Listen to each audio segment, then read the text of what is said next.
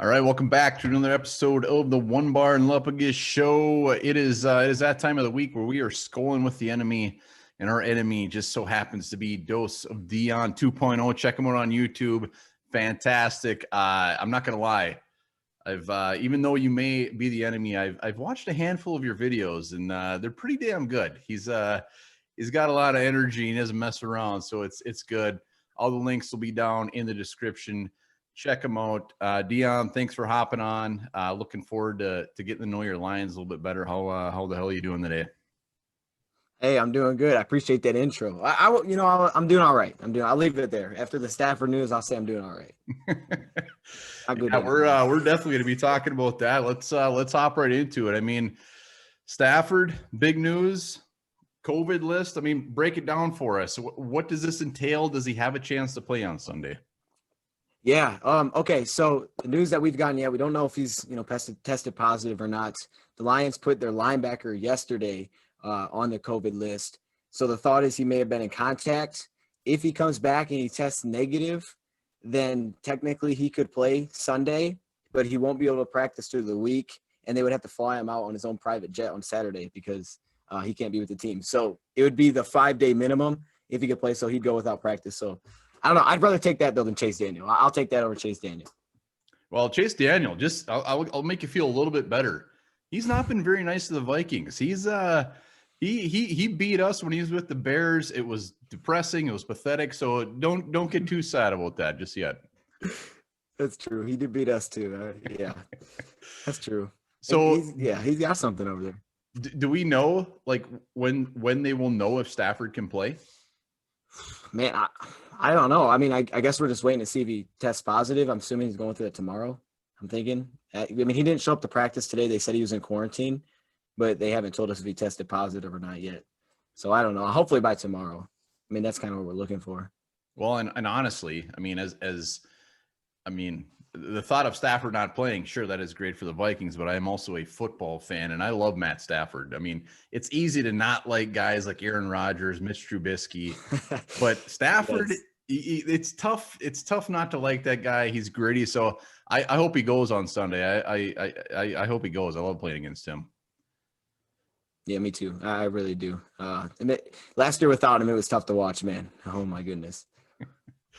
And just hopping on that bandwagon a little bit. I mean, you guys are riddled with injuries. You don't have a very good week coming ahead as far as guys are playing. I mean, aside from Stafford, I mean, Galladay, unless you tell me otherwise, signs don't seem to have him playing on Sunday. But aside from those guys, what guy on your injury list right now are you most concerned about that could possibly not play on Sunday? Yeah, we got hit with it big time today. There's a lot of names on the injury report today, but Galladay is not expected to play. Trey Flowers was placed on IR, so he will be without him. Our slot receiver, Agnew, he's also injured with a rib injury. So, man, we're depleted kind of everywhere. I don't get too worked up about the no participation on Wednesday because I know it's early in the week, but I know that we'll be without Trey Flowers and without probably Galladay, and hopefully we get Stafford because that's like our 3 best players, man. You can't do that to us. Well, the Lions 3-4. You've beat the Cardinals, Jags, Falcons, and your losses they've come against some pretty good teams. But in your opinion, at that record, are they a 3-4 team? Do you feel they're better than that? Do you feel they're worse than that? Or is that pretty much where they should be? I think that's where they should be. I feel like the Falcons and Bears game, those could have flipped pretty easily. I feel like we could have beat the Bears if we would have stayed healthy or caught a touchdown. And I feel like the Falcons game, we could have easily lost that one. So I think those two could have flipped, but for the most part, I think they're 3-4. I think they're competitive 3-4 and keep up with good teams, but they just haven't figured out how to beat them consistently. I mean, we saw it with the Cardinals a little bit there, but aside from that, I mean, they just haven't shown that they can beat the really good teams yet. So I think they're a 3-4 team. All right, let me change gears completely. Matt Patricia, as an outsider, what are your thoughts on him? I mean, his career record 12-26-1. I mean, personally, I wonder how the guy has a job, but as a Detroit Lions guy, what's your thoughts on Patricia? Man, I'm one of the lone ones that have defended this man. I've tried to, at least. I'll say that. And it's more for our history. That reason I tried to defend him. I look at it as I want to be able to, build something here. I see the Lions' history as they've never done it. They've never really kept the guy. They've never really built something. It's always a rebuild. And this rebuild could be big. This rebuild could be, new quarterback, that kind of thing. I look at Patricia. I know like his record was a little bit hampered last year because missing Stafford for 8 games. They lost all of those. He hasn't been great. I mean, there's a lot of things this team needs to improve upon. And I think his first 2 years really hurt him defensively because it just didn't look very good. And that's kind of what he's known for. He's improved this year. I'm still riding with him, but they got to turn it up because, I could definitely see this being his last year. They already told him what they had to be was playoff contenders, which I'm not sure exactly what that means, but playoff contenders is what they have to be. And I think that's kind of how it looks to me too. I think you got to at least be by the final week potentially able to get in. But I'm still rocking with him. I know I'm like one of the few that's still doing that. I'm hoping they get turned around because I want to be able to build something here consistently and see if they can build upon it instead of restarting again. Do you feel if the Lions do end up with a losing record this year, do you think he's gone? Yeah, I think he's gone because I think in NFC 7-9 puts it like the 10 seed, maybe 9 seed. I think he'll be gone. All right. Well, Vikings. There's some former Vikings on your squad. I want to get your quick thoughts on each one. I'm going to ramble each one off, and obviously the big boy, AP. He's bounced around. It's tough to see him in anything but that beautiful shade of purple. But through 5 games, he's got 300 plus yards, got a couple touchdowns. What's your thoughts on AP in his old age and for the Lions? I was shocked. I wasn't ready when he came in. This dude was on fire. I mean, he was running through people. I think it was, when he came in, I wasn't ready for him to do it. He took over. He was like the number one right away. He hasn't been that same guy since, but I don't honestly think that's all his fault. I think our play calling is not very good, and I think they are very predictable, and that's why Swift struggles. But I think he's been great for the young guys. I love it. I think he's a great goal line guy. He runs hard, and we really haven't had a vet that actually puts production on the field. I mean, we've had Blunt, we've had Anderson, but they don't really do it. They never really did anything for us. Adrian Pearson does stuff. I mean, he still does his thing. So I like it. I was excited. I was actually impressed, I should say, because I wasn't expecting that much out of him. Yeah, AP's, obviously has a special spot in our Vikings hearts, and he still runs hard. Worst case scenario, you can just say that you got to have AP on your team. He's one of those guys that's just like, he played for the Lions. He was on my team. It was fantastic. So yes. Another guy that you just traded for, conditional 6th rounder. Is that right? Griffin. Right. You got him for a conditional 6th. Man, that's not nice. That's not fair. He hasn't. I don't think he started for the Lions, or not Lions. I don't think he started for the Cowboys, but he had 2.5 sacks.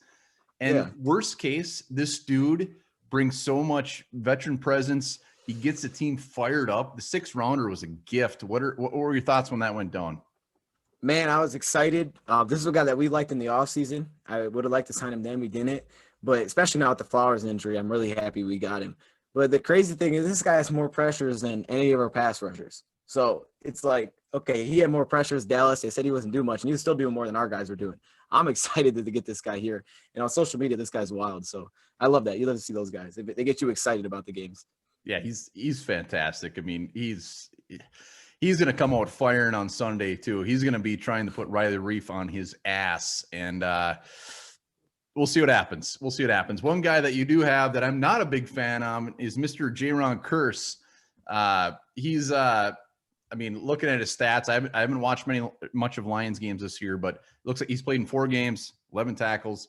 I'm guessing he's just a role player, special teamer. You can correct me if I'm wrong. But he's still on Twitter yapping, bitching about the Vikings. This guy is so salty towards the Vikings. So that's one guy I won't be cheering for that I hope he gets put on his ass. What's his role at the Lions this year? Hey, man. I was about to tell you this is my favorite former Viking that we have right now. He fits so perfectly, I feel like, of what we needed. A lot of people wanted Simmons during the draft, and he's kind of not Ben Simmons, but he's been like a good piece for us. He's just been kind of the tight end stopper. That's what he does. He just follows tight ends around. He's like a big linebacker for us. I think he fits perfectly. It's not a huge role, but you get the tight ends out there. He follows guys around, and that's what I love him for. He's just so big. He's just such a big guy, and he can play like a linebacker. It's awesome. But the whole Twitter stuff. He's a little outgoing. We'll say that. Yeah, that's it's painful when you say that because it's absolutely true. The dude's like a Swiss Army knife. He play linebacker. He's huge. And he was great for the Vikings, but something rubbed his ass completely wrong with the Vikings front office, whatever. Yeah, so we'll see what happens. He is a very, very damn good player. Once again, we are joined with DoseOfDion 2.0. Check him out on YouTube. He's fantastic. Again, links will be down in the description. We already mentioned it, but Kenny Galladay appears, barring a miracle, he's going to be out for the game. Who in that receiving core needs to step up for the Lions to give you guys a shot against our very depleted secondary? Well, it's going to be Marvin Jones again. He'll be the number one, but I'm pointing to Marvin Hall for sure. I'm going Marvin Hall, man. He came in when Kenny Galladay went down. He looked like a top 2 wide receiver. Bevel, I think, has already talked about Marvin Hall stepping into that. This guy just, you can just tell he's been waiting for his chance. He's just sitting there waiting because when he came in, he just seemed like he was giving way more effort than everybody else. I mean, even the ball he couldn't get to it because he's kind of small, but he'll jump up, he'll take the hits. I think he'll be the guy that needs to step up because, yeah, I don't love our offensive play calling right now. So I'm gonna go with Marvin Hall. Yeah, well, Marvin Jones owns us. Was that last year he had 4 touchdowns? Yes, That was yes. that's tough to watch. That was tough to watch. So I'm scared. I'm terrified of Marvin Jones. I will be up probably with night sweats until Sunday to see what we can do with Marvin Jones. All right, so your draft class. Not gonna lie, when I was watching you guys go through that, I was a little bit jealous because it was kind of a fantastic draft class. I mean, we'll see how it shakes out, but Okudah, Swift, Jonah Jackson. I mean, how have they been playing? Were you stoked when that was going down? Any guy that sticks out more than the rest?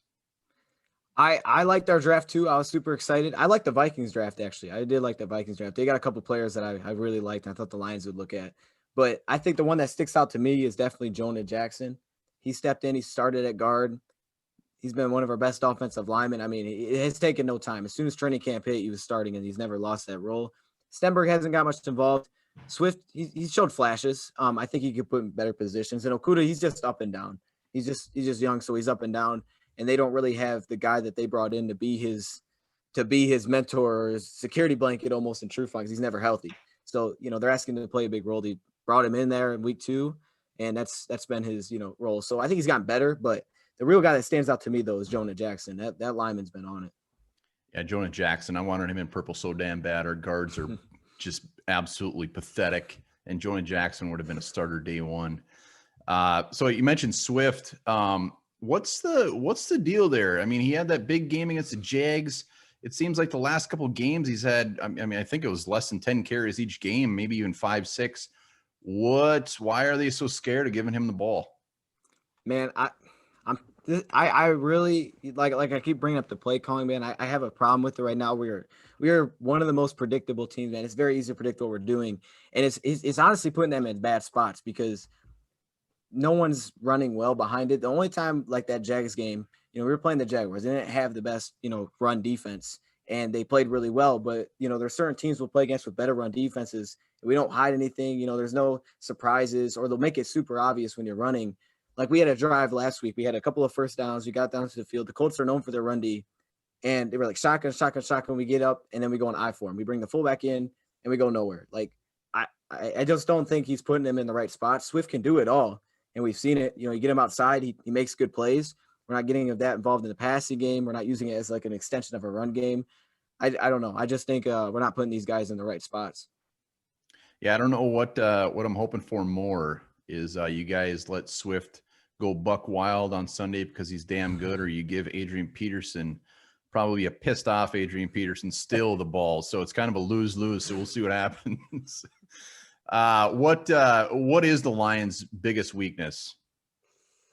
I'll get off the whole play calling thing there, but I think you can kind of predict what we're gonna do. I think our biggest weakness it's probably this young secondary.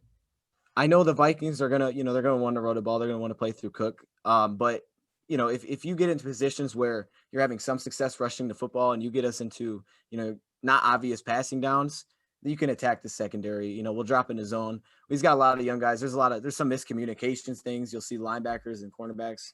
One guy won't cover, and then there's just someone runs free, that kind of thing. And I think against veteran quarterbacks that have been in the league for a while, they really seem to struggle. Like you get the young guys, you know, they do a good job of getting pressure, kind of making them make mistakes. Even though Kirk Cousins has made some mistakes this year, I feel like that's probably as a group our biggest weakness. All right. What when it comes to the Vikings, what scares you about the Minnesota Vikings come Sunday? Man, it's got to be Cook, man. It's got to be Cook. After last week, I've watched him play back against the Packers. It's just he makes so many plays after contact. You know, you get him out in space and he makes everybody miss. Cook's, yeah, I'm definitely a little concerned for Delvin Cook, but also those receivers. Like I said, I mean, we got young corners, so if Cook gets going, and you got Jefferson and Thielen and those players against Okudah and Amani, I could see them get going. So, but I think it starts with Cook. That's the guy that concerns me. Kind of like Elvin Kamara when he went off versus the Lions. You get him involved in the passing game, it can be tough to stop. Yeah, Dalvin, 30 carries last week. He might be a little tuckered still. We'll see what happens, but he it will definitely revolve around him. If it's in Kirk Cousins' hands, congratulations. It doesn't matter who your quarterback is. We'll see. When you look at the Vikings roster, if you could take one guy, chuck him in that Detroit Lions blue, who you taking? Man, the first name obviously was Cook that popped in my head because I'm like, we're trying to run the ball a lot. He'd be great when healthy. Hunter, if he was healthy, I would love to have that guy. Those are kind of the guys. Kendricks, I think, could be solid, but he's a little maybe small for what Patricia wants. But there's definitely some guys. And here's a weird one. I'll give you a little weird one here. Probably not for now, but Cameron Dantzler, man. I like this dude so much coming out. Yes. I love this dude coming out of the draft. And man, if you had him, Okudah, and Amani for your future, that could be a nice cornerback group down the road. Maybe not right now, but I love Dantzler coming out of the draft. I had him really high. Yeah, you keep your damn hands off him. He's fantastic. Third round. Man, I love that pick. I mean, he's right now he's still not practicing. I would be very surprised if he played this Sunday. He took a huge hit last week. But yeah, Jeff Gladney was our first round draft pick, but Dantzler, he's got a chance to be damn good. He's gonna be special. Yeah, I think I had him as my number 2 corner. I mean, a lot of people thought I was reaching, but I liked him, man. I just liked him. I love the fact that he ran a 7.840 at his at the comp, whatever the hell it was. So that worked out well. Yes. What Lion is the underdog? Which Lion does not get the love he deserves? There's always somebody on some team. Who is it?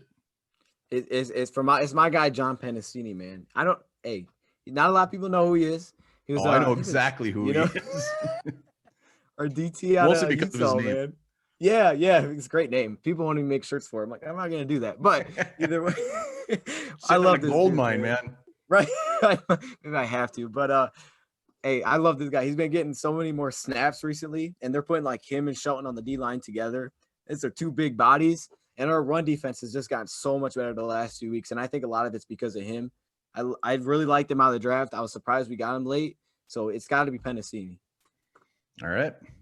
What's your gut saying for Sunday? I mean, we don't need a score prediction or anything, but just close game, blowout. I know it's a little tough when you don't know who your quarterback is, but I'm regardless of who your quarterback is, I think it's going to be a close game. Yeah, I think so too. I think it'll be close. I mean, I don't think the Vikings are that bad of a team. I think their losses are really close against some good teams as well. I think, it's really going to come down to Lions run defense. I think if our run defense is good and we can contain Cook, slow him down and make them more of a one-dimensional passing team, I think, they can win this game by maybe a touchdown if Stafford's there.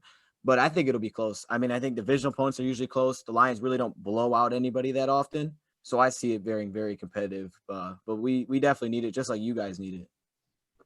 Yeah, I gotta throw one more in.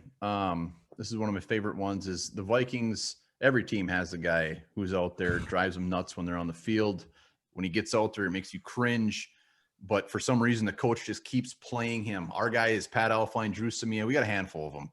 Who's the guy in the Lions that when he's out there is like, what the hell are they thinking? Why is he out here? Okay. This probably was one that a lot of people would pick. At least, good thing is you don't put him out too much. But when he is out there, I'm always a little concerned they're just gonna throw right at him. It's Tony McCurry, man. week 1, when this guy stepped in against the Bears, it was, oh man, I think that was the sole reason they came back and won that game. They just threw it to him over and over. He got burnt every play. It didn't matter what they put him in. And every time he comes out there, I'm just like, oh no, don't throw it that way. He can come in for one snap, and I'm concerned it's going to be a touchdown. He's definitely my guy. I hate to say it, but it's Tony McRae. All right, noted. I cannot wait to see him on the field on Sunday. I'll be thinking of you. Once again, Dose of Dion. Check him out on YouTube. This was fantastic. Thanks for joining us. I think Sunday will be a damn good game. Big must win for each team. Whoever loses, might as well just call it good. But thanks again for joining us. Appreciate it. Check them out. Thanks, man. I appreciate it, man. It's fun being here.